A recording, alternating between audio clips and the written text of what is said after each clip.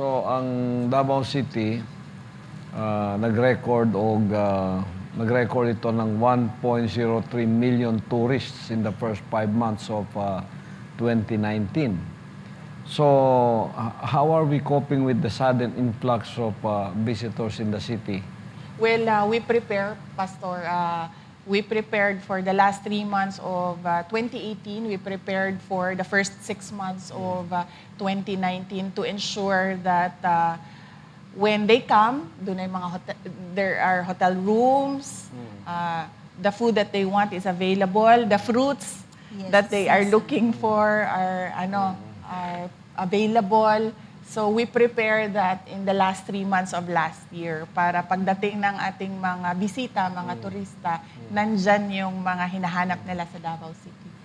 So, itong more than 1 million tourists, Mayor, sa first 5 months, ngayon lang ba nangyari ito?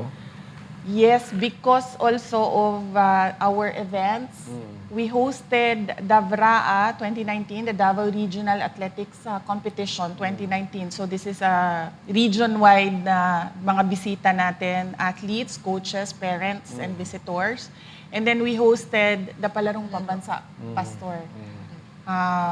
For the second time since 1969, I think. Oo.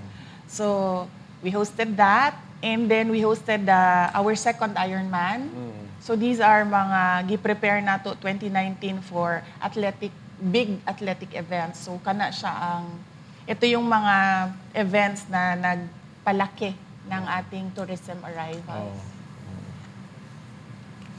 Mayor, still on the celebration now, how are we preparing for the security also of the tourists and the people as well? There is a usual coordination between the Philippine National Police, the Armed Forces of the Philippines, and other offices and agencies involved in security. So they create a security plan depending on how big or how small is the event. So they create a security plan for the entire celebration of Kadayawan, and then they create smaller security plans for specific events. So if it's an outside event, nag-a-adjust sila. If it's an indoor event, nag-a-adjust sila. So we do that every year with our Kadayawan.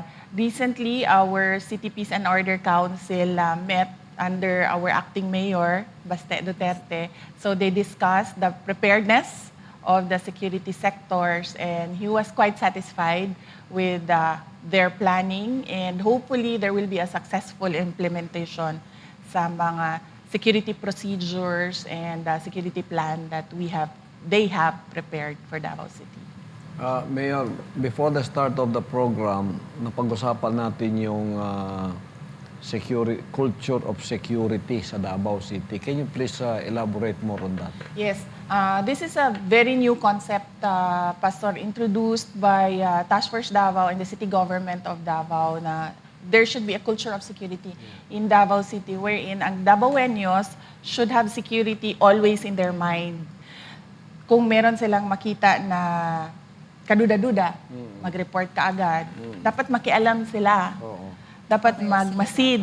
Oo. Kung meron silang alam na information na sa tingin nila is a threat to Davao City, they should report it. So hindi lang ang security sa AFP, hindi lang yung security binabantayan ng PNP, but lahat tayo dapat nagbabantay for our city. Ordinary citizens, street sweeper, jeepney drivers, taxi drivers, ato ang mga sidewalk vendors. Everybody should be involved in making sure that there is no untoward incident that will happen. So there was one writer from, I think he was from Ateneo, he said that security should be a lifestyle. You always have to put it there in your mind. Kasi iniisip kasi, madami kasing nagrereklamo about security procedures. Hassle magpa-inspect ng bag, hassle pumila, bakit hindi na kami pwede magdala ng backpack, bakit hindi na kami pwede mag-jacket. But sabi nung writer, he understood na it has to be a lifestyle kasi, for example, if we allow backpacks, and backpack is a mode of transport ng bomb ng terrorists, usually. Meron silang ganun na modus. So, if we allow that, and then merong nangyari na insidente, and then our loved one dies, our city is put in a bad light, yung mga ganon, that we have to think beyond ourselves about security. Dapat we have to think na this is for the good of everyone in the city. Yes. So, yun yung sinisimulan namin na hopefully mapasok sa puso, mapasok sa isip ng mga tiga Davao na there should be a culture of security in Davao City. And not just Davao City, of course, all the areas of, especially Mindanao.